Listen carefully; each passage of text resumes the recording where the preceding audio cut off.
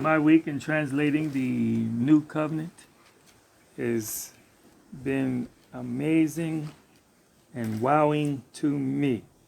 And I know because of its mistranslation, because in Deuteronomy chapter 4, verse 2, it says, "You will not add to the word which I command you, nor take from it, that you may keep the commandments of Yahweh your powers, which I command you." And in chapter 12, verse 32 of Deuteronomy, he repeats and says, "Whatever I command you, be careful to observe it.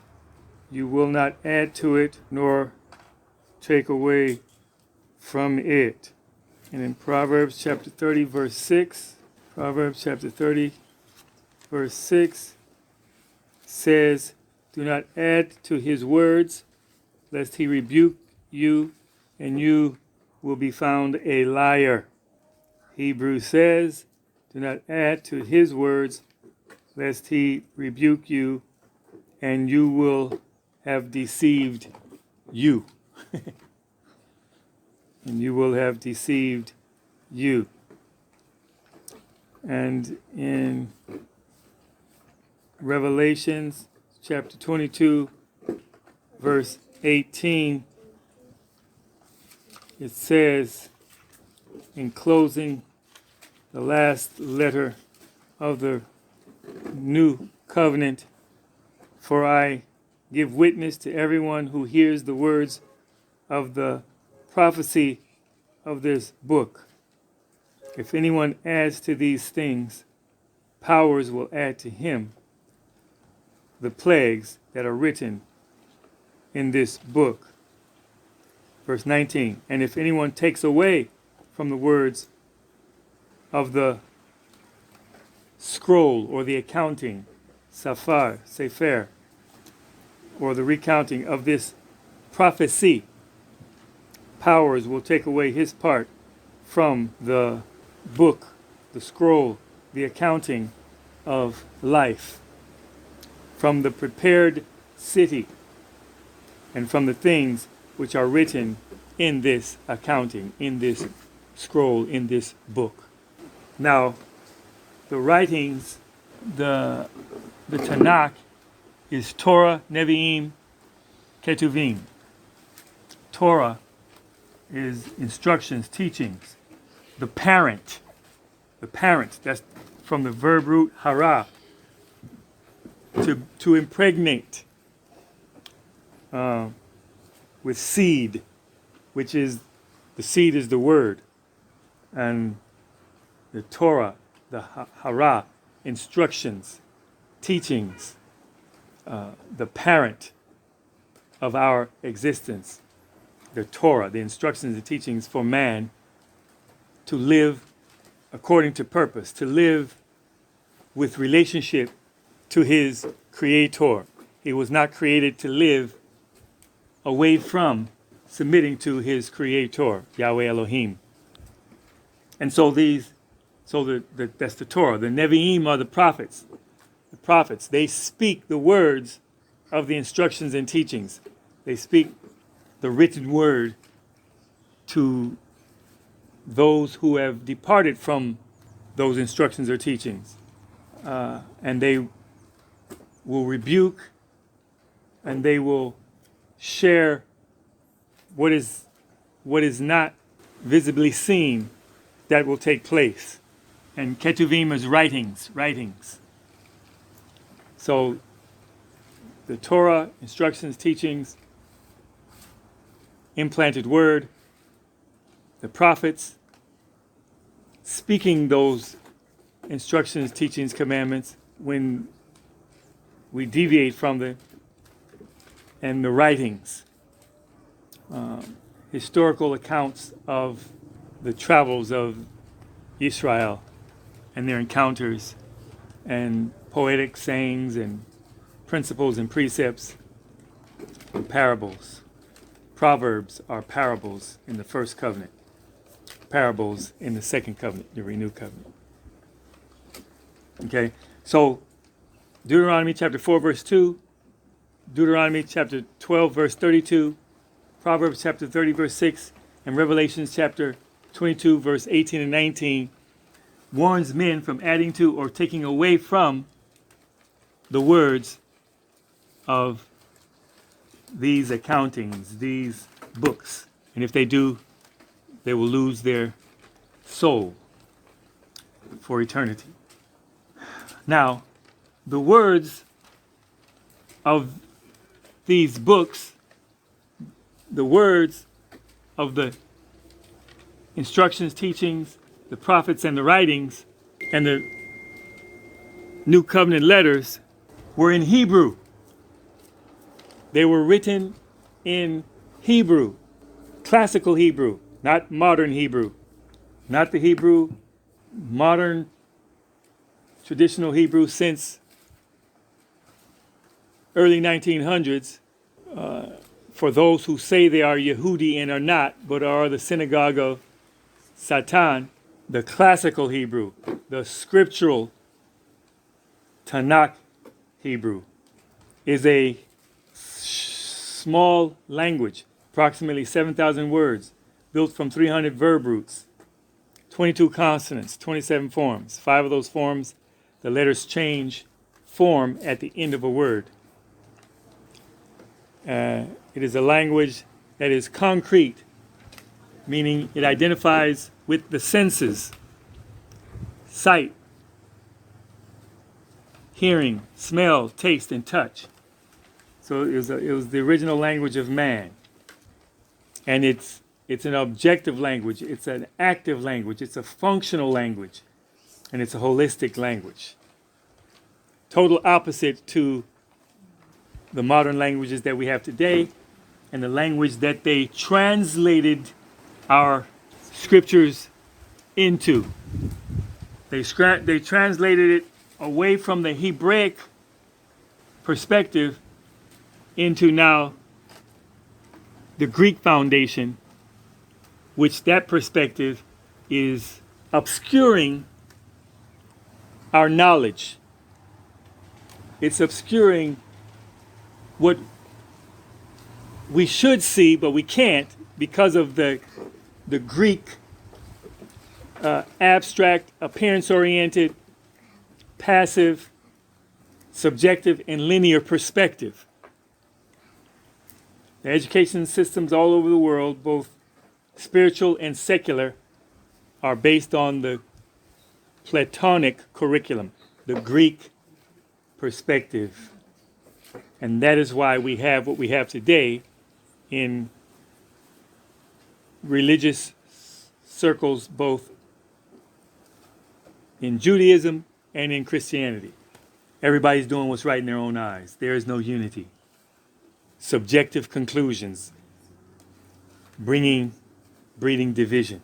So, having translated the Torah, which wowed me, us, and now translating the New Covenant, it's amazingly wowing and giving answers to the root cause of the present state of Judaism and Christianity. And so I just want to share this brief overview. The Torah, he had me do the Torah because man had degenerated to where they were reflecting abominations. They were reflecting their base nature's traits.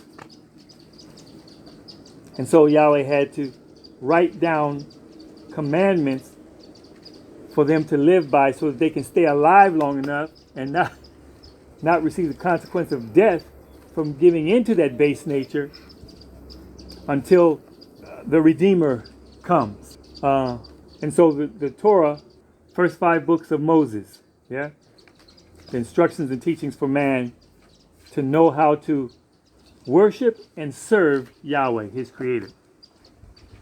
The books after the Torah, Joshua to Malachi, just record how the nation of Israel, to whom the Torah was given and entrusted to, Joshua to Malachi just record how the nation obeyed or disobeyed the Torah.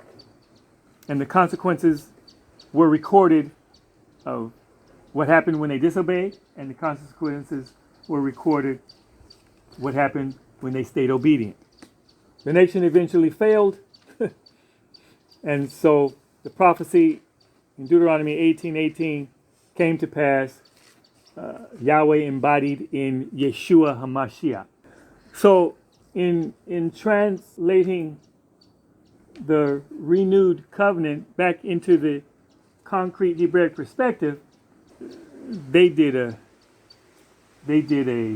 gross violation in adding to and departing from the original words of Yahweh's instructions and teachings, the words of the book. They Deuteronomy 4:2, Deuteronomy 12:32, Proverbs 30 verse 6 have been violated in these translations.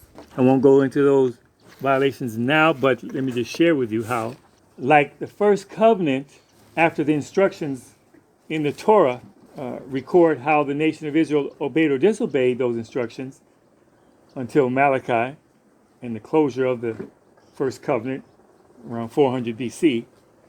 Yeshua came during the Roman rule and began his ministry when he was 30 years old, around 26 AD. And when he came, so Matthew chapter 1 gives Matityahu, chapter 1 gives the genealogy of Yeshua HaMashiach, confirming that he is truly the son of David in fulfilling the prophecy of the first covenant that he would come and who he would be the son of, and confirming him. And in chapter 3 began the ministry after he began his ministry after being immersed by Yohanan the immerser in chapter 3.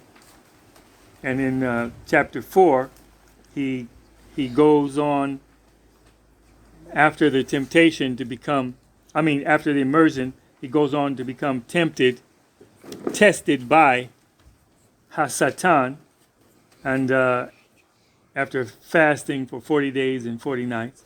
And so chapter 4, he comes down from that testing successful, and he calls 4 disciples, 2 sets of brothers, Peter and Andrew and James and John. And then he went about with those 4 disciples. He began in verse 23 of chapter 4, and Yeshua went about in Galilee, teaching in their house gatherings and heralding the functional news of the reign of the kingdom and healing all kinds of sickness and all kinds of disease among the people. So he was getting their attention. He called 4 disciples, Peter and Andrew, James and John, and then he began heralding the functional news of the kingdom of powers in their house gatherings. Now here's a mistranslation, because it's not a translation, it's a transliteration. The word synagogue in chapter 4 verse 23. The word synagogue is a Greek word, synagogu, and the word synagogue is a transliteration of the Greek words synagogu, right? Which the translation, which is transferring meaning for understanding, is house gathering. So this is in the plural. So Yeshua went about in Galilee, teaching in their house gatherings, heralding the functional news of the kingdom and healing all kinds of sickness and all kinds of disease among the people. And so his fame went throughout all of Syria, and they brought to him all sick people who were ill and afflicted with various diseases and torments, and those who had evil spirits cleaving to them, and those who were crippled of bones, That's the word paralytic. And he healed them all. The word paralytic is those who were crippled or stricken of bones, in their bones, right? And demoniacs or demon possessed is they had evil spirits that cleaved to them, and he healed them. Verse 25, great multitudes followed him from Galilee and from Decapolis, Jerusalem, Judea, and beyond the Jordan. Okay, so you see how he came, right? He came down, got 4 disciples, and then he began heralding and began healing people. Not teaching. He's just saying, repent, for the kingdom of heaven is come upon you, is near. Then he confirmed it by healing everybody. Called 4 of his first disciples, right? So he began bringing attention to himself by the manifestation of the mighty deeds of powers through his hand. Okay? So now chapter 5 verse 1. And seeing the the outline of the groups of people, right? That was vast. He said, wow, this is... So he went up to a mountain, and when he was seated, his disciples came to him, the 4. Then he opened his mouth and taught them. Then he began to lecture. He began to to introduce to them a new way of following and being in relationship with Yahweh. Watch. So the first covenant, the Torah had written instructions and commandments. Do this. Don't do that. Do's and don'ts, right? Written down. Commandments. Right? Written instructions and teachings for man to not transgress against Yahweh and cause his presence to depart from them. Right? That was the Torah. So now Yeshua comes fulfilling the prophecy that there will be one who comes like my servant Moses, but he will speak to you, and whoever doesn't follow his words, I will require it of him. Right? So now Yeshua is now lecturing this massive group of people on principles to live by. No more commandments. He starts lecturing them from chapter 5 to chapter 7. This is his great speech, his lecture, right? Introducing to them a new way of living by principles. Why? Because he says, look, you have to know who you are as sons of powers, right? And also we know that he graduated them from being slaves to friends and to being priests, right? And so if I give you the principle, then the choice is yours based upon your understanding of the principle to whether you want to do right or not. Do you understand? That is the test. If I tell you what to do and you just do it, then you can do it just because you don't want to get a spanking, or you don't want to go to jail, or you don't want to be kicked out. If I give you a test and I give you the answer. Yeah. You understand? But if I give you, because remember we're in when Adam sinned, he put us in a parenthetical clause of the plan of Yahweh. He interrupted Yahweh's plan when he sinned by eating of the fruit of the tree. And Yahweh had to put, okay, pause. We're within the brackets, the parentheses, as it were. And he has to redeem us. You follow me? So he's like, okay, let me, because if anybody who fears someone or some group, they'll obey because of fear. But if the fear wasn't there, would they really obey? And so this will remove that question mark from those who follow Yeshua or Yahweh, right? And to know their real intent. So that's for the mature, you see?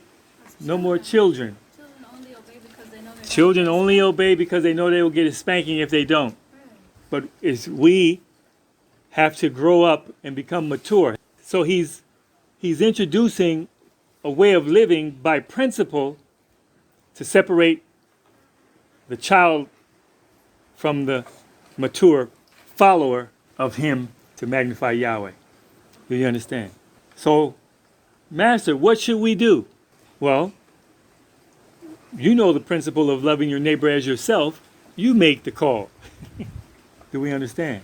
And so he spoke in parables also to filter out the ones who were following him because they were being entertained, and he met their needs, he fed them, right? You know, they were being entertained because he was raising the dead, healing the sick, casting out demons. That was entertaining. and if they needed healing, he would heal them too. And he would always feed them when they were with him long enough to bring about a hunger. So after he lectured to them in chapter 5 through chapter 7, then the chapters that follow just record how he modeled living those principles before his disciples. He got the rest of the other 8 disciples, and he modeled for them and confirmed the lecture with accompanying signs throughout his journeys in that land of Israel. So that's just an overview of the new covenant, what he opened my eyes to since I've been translating it back to the original Hebraic perspective. Yahweh reigns. Praise Yahweh. He is mighty. So, yeah, I'm not going to get into the specifics of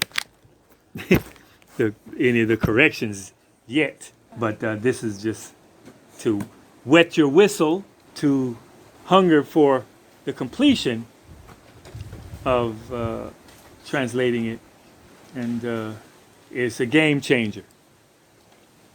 We have translated the Torah. We have not advertised it or printed to publicate distribution yet, but we will. We are looking for support to do that. And also, this year, he had me begin translating the New Covenant letters back into the Hebraic perspective, and it is amazingly awesome how the adversary really did a job to what's supposed to be his body to make sure we don't come into the full understanding, which will bring unity and rulership in his name, literally. That proves why there's so many different factions. It's just like, we're the congregation, the assembly. Gather to implement a plan. Gather in organized opposition. The word, it says, don't swear, right? Because you can't, neither by Jerusalem, which is the city of powers, right? He says neither by Jerusalem because it is the kara. It is the self-contained city of the great king. Self-contained. They don't want to translate that. That confirms Numbers chapter 23, verse 9, that Israel stands alone, a people dwelling alone, isn't it? Israel stands alone, man. Verse 8, how will I curse whom powers has not cursed, and how will I denounce who Yahweh has not denounced? For from the top of the rocks I see him, and from the hills I behold him. There, a people dwelling alone, not reckoning itself among the nations. Boom, shot. We're supposed to be aloof from Babylon. That's why it says, come out from amongst her and be separate. We're supposed to be above the nations so that they can flow into us and find instruction in purpose. We're supposed to be modeling to them, not following after them or submitting to their jurisdictions and decrees. In Deuteronomy 33:28, then Israel will dwell safe in safety. The fountain or the seed of Jacob alone in a land of grain and new wine, his heavens will also drop dew. Happy are you, Israel, who is like you, a people saved by Yahweh. The shield of your help and the sword of your majesty. Your enemies will submit to you, and you will tread down their high places. Their places of pagan worship, we'll tread them down, we'll demolish them. That's what we're supposed to be doing. Bump this other stuff. Bump Satan. Yeshua reigns. Father, teach us how to rule in your reign. In Yeshua's name. Everybody say, Amen.